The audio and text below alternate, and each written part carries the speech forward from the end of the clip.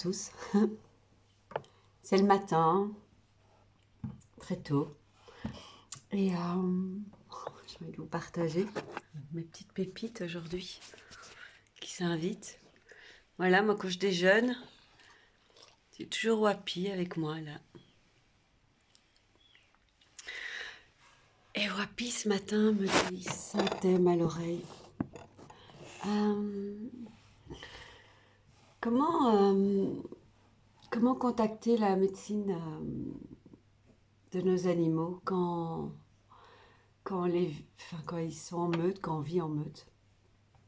Alors j'ai d'abord envie de remettre le mot médecine dans son contexte. Même si je suis quelqu'un avec une spiritualité voilà, assez ancrée, ici j'ai envie de remettre le mot médecine comme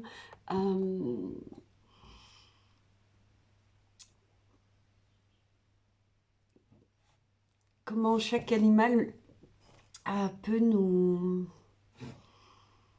partager son essence profonde, individuellement.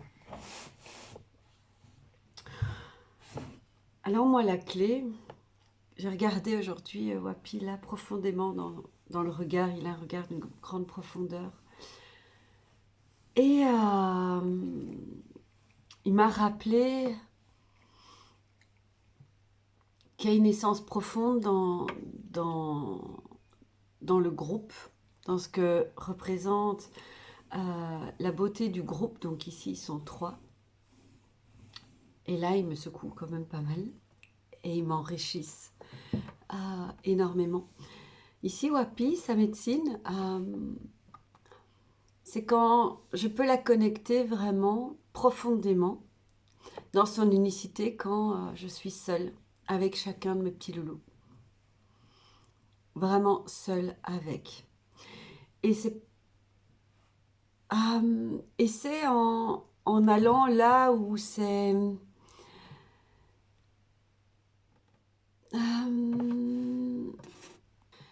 et c'est en partageant un temps dans un contexte où il rayonne le plus. Alors Wapi, il ne faut pas que je lui demande de faire... il aime bien aller balader, mais il aime beaucoup la lenteur. C'est un être, c'est un petit loup qui est arrivé 2 heures après son frère. Donc c'est le dernier à être arrivé. Et il est arrivé 2 heures après. Et il est comme il est arrivé, je le dis souvent. Il est... Pourquoi bouger? Pourquoi changer de contexte? Il me regarde là avec un regard, mon Dieu. Ouh.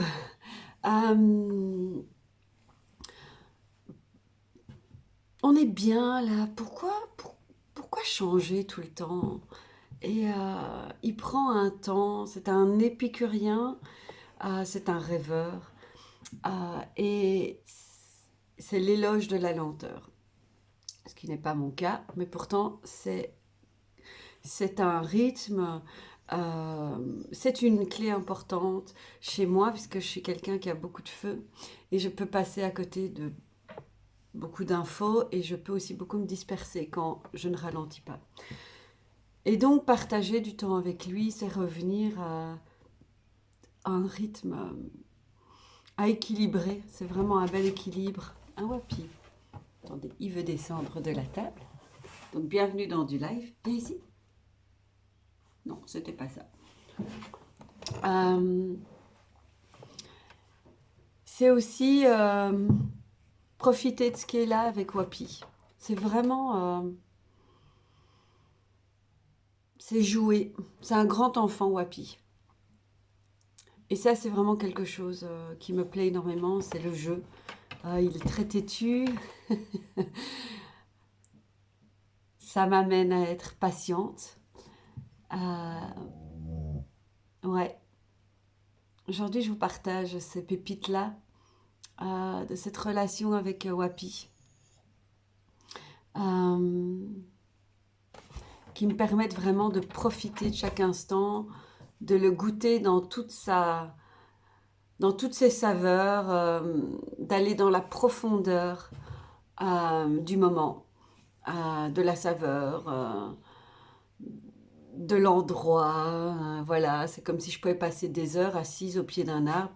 Et c'est comme si il me montrait que je pouvais encore regarder plus profondément et me laisser encore plus en profondeur, il le dit, hein. Plus d'aller dans les détails, pas dans les détails analytiques, mais de ressentir euh, chaque couleur, chaque sensation, chaque odeur, de m'en imprégner vraiment profondément, euh, sans avoir la sensation d'être arrivé au bout. C'est vraiment, ça c'est Wapi, c'est sa médecine. Et aujourd'hui, j'avais envie de vous partager, nous sommes des bons Belges, partager euh,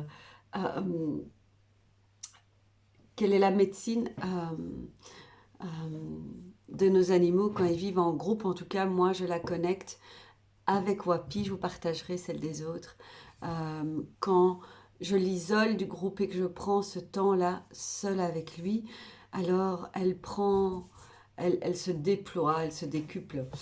Par contre, dans le groupe, parce qu'elle existe là aussi, il a une capacité à accueillir, ne pas vouloir absolument remettre les choses en question. Il est, il est très stable émotionnellement, donc dans le groupe avec sa maman et sa sœur, il prend les choses telles qu'elles sont. Et ça, c'est super. Il est très centré dans le groupe. Et ça, c'est vraiment une médecine clé, puisque j'ai beaucoup plus facile aux relations individuelles. Et dans le groupe, euh, je me laisse beaucoup plus imprégner par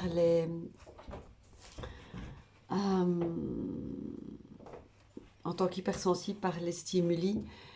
Et lui, il me rappelle qu'en restant vraiment dans mon corps, dans ma respiration, à ne pas prêter attention à tout ce qui se passe autour et plutôt à vraiment être centré dans ce qui se passe dans l'interaction ou dans ce que je vis, et ben tout peut continuer à bouger autour de moi. Donc voilà, aujourd'hui je vous partage la pépite de cette relation avec un des chiots, avec Wapi. Euh, et en tout cas, ce qu'il a en tout cas, automatiquement, c'est pas quelque chose. On parle souvent de l'effet miroir avec les animaux. En effet, il y en a un, mais c'est aussi très important. Je préfère le partager, de ne pas être que là-dedans, de juste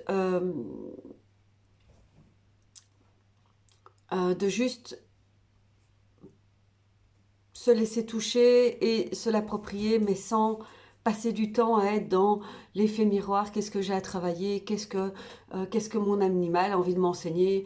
Je trouve ça vraiment fatigant et lourd pour les animaux. Je crois que fondamentalement, leur présence... Ici, on a Nouma, mais Nouma, elle veut. Ah oui, elle veut. Euh, Par leur présence, ils nous invitent à des choses, et aujourd'hui, on se rend bien compte que les animaux nous enrichissent, mais je trouve important pour les respecter eux-mêmes dans leur vie et ne pas leur faire porter ce poids de qu'est-ce qu'ils nous font travailler. Et c'est quelque chose qui est très présent actuellement dans le développement personnel. Et pour moi, ça manque de détachement et de légèreté. Et c'est vraiment simplement de vivre ça et de s'approprier ça seul sans toujours remettre ça sur euh, cette lourdeur que peut amener euh, ce que nous renvoie la vie dans son ensemble. Voilà pour ma pépite canine aujourd'hui.